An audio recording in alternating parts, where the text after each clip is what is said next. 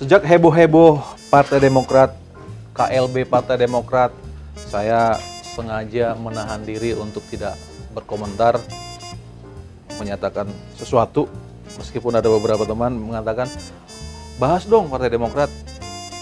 Udahlah, saya bilang akan selesai sendirinya. Tapi berhubung hari ini saya memakai jas warna biru dari sebuah acara, dan kebetulan yang menguntungkan, Rabu yang lalu Menteri Hukum dan HAM bersama Menko Polhukam menyampaikan keputusan tentang Partai Demokrat yang berbunyi seperti ini. Dari hasil pemeriksaan dan atau verifikasi terhadap seluruh kelengkapan dokumen fisik sebagaimana yang dipersyaratkan, masih terdapat beberapa kelengkapan yang belum dipenuhi. Dengan demikian, pemerintah menyatakan bahwa permohonan pengesahan hasil Kongres luar biasa di Deli Serdang, Sumatera Utara tanggal 5 Maret 2021 ditolak. Oke, kalau mendengar apa yang disampaikan oleh Menteri Hukum dan HAM, pasti ada pihak yang senang. Mungkin AHY akan dengan ekspresi seperti ini. Dan Pak Muldoko bisa jadi ekspresinya seperti ini. Oh no! Nah, selalu ada yang senang dan tidak senang. Lalu apa penjelasannya mengapa AHY yang ditetapkan oleh pemerintah? Ya, jelas sih pemerintah mengatakan bahwa secara administrasi KLB Partai Demokrat yang dilakukan di Deli Serdang tidak memenuhi syarat. Dan memang kalau melihat pada sesuatu atau kejadian yang katakan mirip-mirip di Partai Golkar dan P3, ada perbedaan yang mendasar yang terjadi. Kalau di Golkar, dulu ada kubu Agung Laksono, lalu ada kubu Abu Rizal Bakri.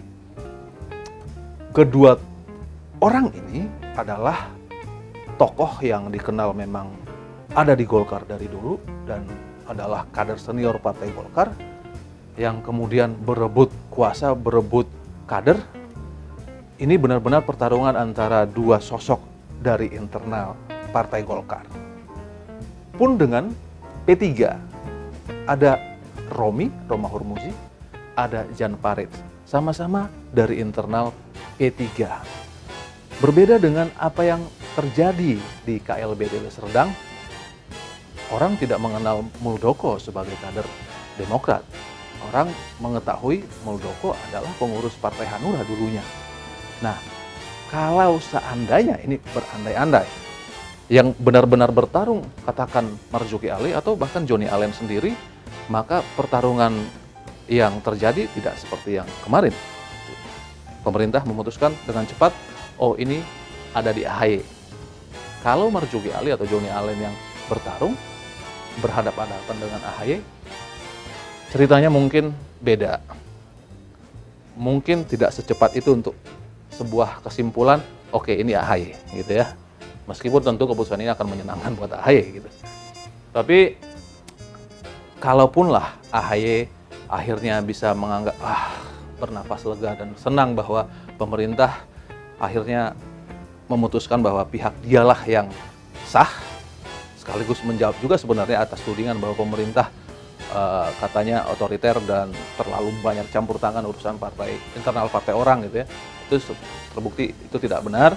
Tapi seperti yang saya katakan tadi, bahwa ini katakan AHY lagi senang atau bahagia,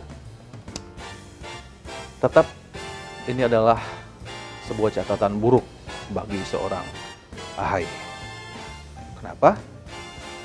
Karena kepemimpinannya dipertanyakan oleh orang-orang yang dipimpinnya. Tokoh-tokoh senior di Partai Demokrat yang mempertanyakan apa kemampuan seorang AHY, apa dasar AHY menjadi ketua umum. Ini adalah suatu hal yang tentu menjadi catatan yang tidak mengenakan. Tapi ini kan soal persepsi. Nah, persepsi soal buruk atau tidak buruk nanti harus dibuktikan di pemilu. Di 2024, kalau AHY mau dianggap sukses, layak jadi ketua umum, ya buktikan bisa meraup suara. Kalau tidak mau kemudian dianggap sebagai ketua umum yang membawa partai tengkurap. Masuk akal bukan?